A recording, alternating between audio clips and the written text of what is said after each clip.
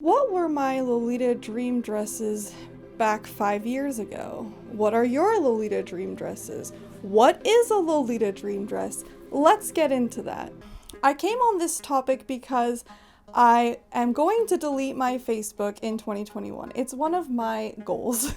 I've wanted to delete Facebook for a few years now, but I was overwhelmed by the amount of photos I would have to back up that I had put on Facebook, and I found that there's actually a pretty easy way to download each album into a zip file and then open it and you have your photos. So I have been working on that, and while doing that, I discovered this old album of dream dresses. I want to see if I actually got any of these dresses, if I still want them, why I wanted them in the first place, if I can still name them, and I think that this will be an interesting discussion for both experienced Lolitas as well as beginners. For experienced Lolitas, you can kind of reflect on your own dresses and wardrobe and see where your style has changed, where your interests have changed, and the things that you want more than others. And I would love to hear in the comments below what some of your dream dresses were that you may have gotten, or some dream dresses that you had that you kind of got over. And for beginners, I think that there's a lot of things that I will uncover while going through this that could be beneficial to starting out, and things to consider and things to remember when looking at Lolita fashion. So what is a dream dress? Well, Lolita fashion is often distributed by releases. So a brand will have a certain release for a set amount of time or until the item sells out, and then it's gone. So that means that not all Lolita pieces are always readily available. And there's a few reasons why Lolita might not be able to buy a release when it is available. Maybe they don't have the funds for it at the time, maybe it sells out too fast, maybe they learn about it later on and weren't there for the initial release of it. A great tool to use in order to familiarize yourself with older releases is Lolibrary. You can see throughout all of the years all different releases, all different prints and dresses dating back to the early 2000s up to current day. The reason that Lolitas make dream dress albums on places like Facebook and Instagram highlights as well is so that the community can be aware of what they're looking for, because there are a lot of people who just enjoy searching for Lolita pieces and can help, and it's always helpful to know what you're looking for because someone else may see it come up on Lace Market or on a Japanese secondhand site and they can help you get that information. Lolitas who regularly check up on these sites and keep tabs on it just for fun are like the heroes of Lolita. They are great. It is awesome to have people who hunt and help one another find the pieces that they really want. Now that we understand what a dream dress is, let's look through my vintage dream dress album. Alright, so you can't see it here, it's a little bit off screen, but I have my computer with my downloaded Dream Dresses album from approximately 2012 to 2015, possibly 2014, I'm not sure. But let's just take a look at it and get into it. For each of these dresses, I'm going to ask myself, why did I want it in the first place? Can I still name this dress? Did I end up getting it? Why or why not? And do I still have it? Why or why not? So this dress, I believe, came out in 2012, and it is Alice and the Pirates, and I think it's called Treasure Hunt Mystic Treasure Hunt. I know there's gotta be more words than that. Treasure Hunt in the Mystic Island, Mary JSK. The reason that I originally wanted this dress was because at the time in 2012, I wore this red wig a lot. I also had red hair, and I really liked the combination of blue, navy blue, blues, dark blues with my orange wig, orange hair. And I didn't really think about how to coordinate it. I just really fell in love with the print and the design, and I felt that it was so different from everything that I had, and I really wanted it. I was really drawn to it, so much so that I had a friend in San Francisco go to the store and see if it was still in stock, and it wasn't, and I wanted it for years. I did end up getting it. I believe I got it in 2017, and I actually found it on Depop. And someone sent it to me because I had this photo in this album as well as I think on my Instagram, and I was really happy to get it. And then once I got it, I was like, what do I do with this? I didn't have that red wig anymore. I didn't have red hair, and I had just no idea how to style it. Not just this experience, but through the years, I've learned this trick where before I buy a dress, I will try to plan 5 coordinates with it in my head, and I will try to use pieces that I already own. And if I don't own pieces and I think that there's pieces I need to get in order to get that dress, I will think about other dresses that either I own or I want to own that those pieces will go with. And this has helped me out so much because I don't have the funds or the space to keep a bunch of different dresses that I have to style with other pieces, because that's the thing with Lolita, right? It's not just about getting the pretty dresses, it's about how you can style them and put them into full outfits or full coordinates. I eventually did sell it, so I don't own it anymore, but I did the Marie Kondo. I thanked the dress for everything that it gave me, for having that experience with it, for trying it out, and then I sent it on its way, and somebody else owns it now. This dress is so cute, and I definitely do not remember the name of it. It is by Innocent World, and I don't think that I still want this dress. I never owned it. This dress is very cute, but I think that the reasons for me wanting it was not really that I liked the dress itself, and more so that I was concerned with looking more mature in Lolita, because from ages 23 to 25, I had a lot of anxiety around age and Lolita. And I might have outwardly presented like I didn't care or that I wanted to try out different styles, but really the motivation was I was insecure about, you know, having some sort of deadline of when I had to stop wearing Sweet Lolita, or if I wasn't in the right age group to wear Sweet Lolita. And then once I turned 25, I completely let go of all of that. I don't even know how. I just stopped caring, because I realized that I would try to sell everything that I owned that was sweet and look for things that were kind of sweet but more Otome style or more classic-esque. And then I ultimately wouldn't be really happy with them because it just wasn't what I was drawn to for myself. I never ended up getting this dress just because I didn't have the real determination and dedication to get it, and I realized that it's not really in my style realm. There were other dresses that I prioritized over this one. And I don't know that I would still buy it. I would get it if it was like very, very cheap. I do think it's cute, but it just doesn't feel like me. This dress, oh no. Oh gosh, I don't even know if I can talk about this on YouTube.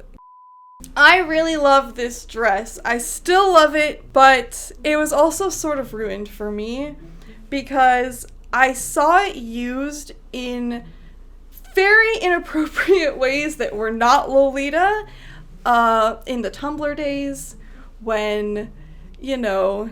Use your imagination. I thought that this dress was called Veil of Tears, but it's actually called Glass Bottle of Tears, and it has beautiful perfume bottles on it that are just beautifully designed. The artwork on it is gorgeous. I love the idea of like taking strength from tears. It's like a motif that I've always really enjoyed, that I've brought to like my clown characters and that I've styled with Lolita as well. And I think that honestly, I don't want the OP anymore because I like to style JSKs in general more.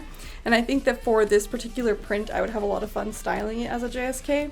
I think that I should just get it and get over my associations and like make new memories with it, because I do still really like it, and I've never owned it because originally I think I couldn't afford it when it came out, and then it was hard to find, and then I had that incident of seeing it used in bad ways, so I made all these bad associations and kind of put it out of my mind. But it's a beautiful dress and I still really love it. Star Night Theater, the pink JSK. I wanted this dress because I love clown motifs, I love circus motifs, I love pink and red together specifically. I really liked the pink that this dress is, and I did end up getting it. I can name it, yes, it's Star Night Theater, and I still own it. I love it very much. It's very dear to me. Oh, this one. I think this is called Katrina OP. I love this OP, and I've always been afraid that it won't fit my chest, and so I haven't gotten it. It was also very expensive when it came out. I could not afford it at the time, and I still want it, but also I had a Taobao dress in the past where I sort of got the same sort of vibes from it, and I did the sort of looks that I wanted to do with this OP. So it's not a high priority, but I really love it. It's a beautiful dress. I've known people who have worn it and like told me the measurements, and it seems like it would fit. It would just be maybe tight, but I don't know. I'm just scared to invest so much money in something that I'll be uncomfortable in, and I'm trying to really invest in dresses that I can wear comfortably and enjoy and not have to sacrifice comfort to wear. I don't know the name of this print, but it's another Innocent World one. I think that it was also sort of in the time where I was trying to do less sugary pastel rainbow looks and be more into like muted tones, and I still love this dress. I don't know that it's a priority to get, but I do like it. It's Teddy Bear something Innocent World. Museum Bear OP. I remember I originally saw it in a GLB at Book Off, a used bookstore in California when I lived there. I just was like, I love all these bears and I want this and it could be so suitable to me, but I didn't prioritize it because I wasn't that drawn to it. Yeah, and I don't know that I would have many ways to style it now. I think that earlier in my Lolita experience, I wanted a lot of OPs because I saw it as being easy. I didn't have to buy a blouse, I could just throw it on and go. But then as I evolved through Lolita, I realized that for me, I enjoy styling things more ways and having pieces that I can use more ways. I'm like surprised that I wanted this.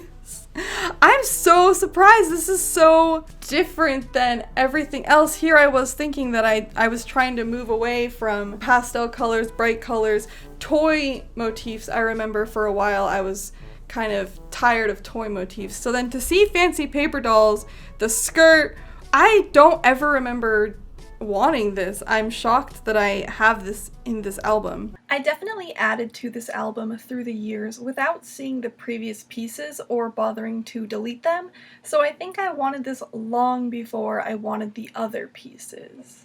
I did not end up getting this skirt dress. I really am not a fan of angelic pretty salopettes or short skirts. I just feel like they're too short for me. So I'm surprised that I put this in this album. I don't know where my brain was. I did end up getting the JSK version of this. I've always loved fancy paper dolls in this colorway and the print, and I'm shocked that I had this in my album. It just shows how much my style has changed. The last dress in this album, I'm very confused by. I fell in love with that dumb bear on Musée du Chocolat, where his little tiny face is weird. I photoshopped his face in different ways. He's just so cute. And I really liked this chocolate and mint style. I really wanted something in that category of kind of chocolate and mint. I'm surprised that I put the OP in my dream dress album, because looking at it now, I'm not really a fan of this OP.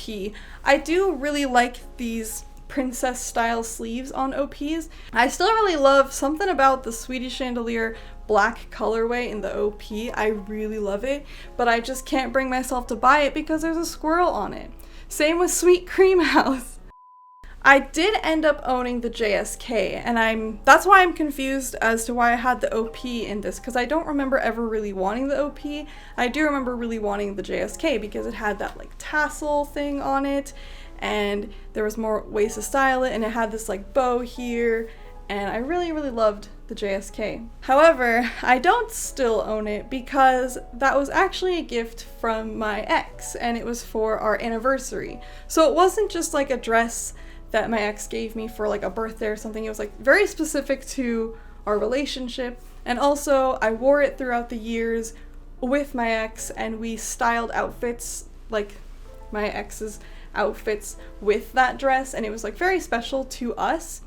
And when we broke up, I just couldn't keep it because it had such deep associations with that relationship. But again, I did the Marie Kondo. I said, thank you for your service.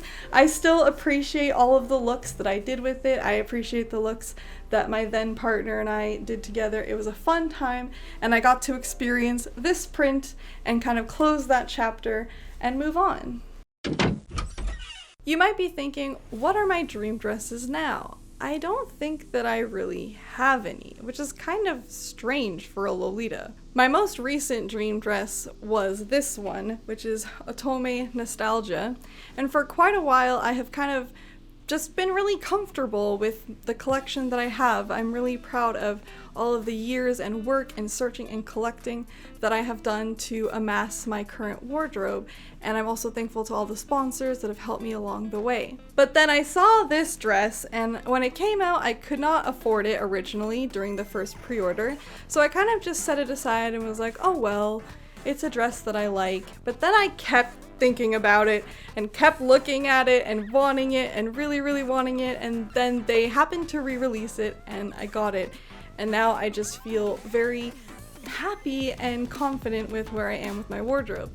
There are still pieces that I want and would like to get, but I'm not actively seeking anything out. So I used to have a dream dress album on my Instagram highlights, but I deleted it because people kept helping me and sending me links to them, and then I would be like, oh, I'm actually not gonna buy this right now. I think to me, what I consider a dream dress is something that you would just stop everything to buy, like you would really save towards and just make that a high priority for you. And there isn't really any dress like that for me right now. Which, if I could tell my past self this, she would not believe you. The fact that I could be comfortable with everything that I have and not longing for different pieces is something that me 5 years ago would not believe. I would think I need more. And I wanted to mention this for those of you who might be beginning in Lolita and think that it's overwhelming and that you'll never reach this place of comfort, and I think that you will, and I think that Lolita's out there. It's good to just reorganize your wardrobe and look at the things you have, and it will help you get through that longing of wanting a specific item, and it will help you appreciate all the things that you have. I'm not saying that it's bad to have dream dresses. It's good to have something to work towards and to know what you're looking for and what you want. And I would love to hear in the comments some of your dream dresses, the things that you want, and also maybe things that you wanted a few years ago but are no longer interested in. I think that it's fun to just have these discussions and look at where our interests change. And as always, stay lovely.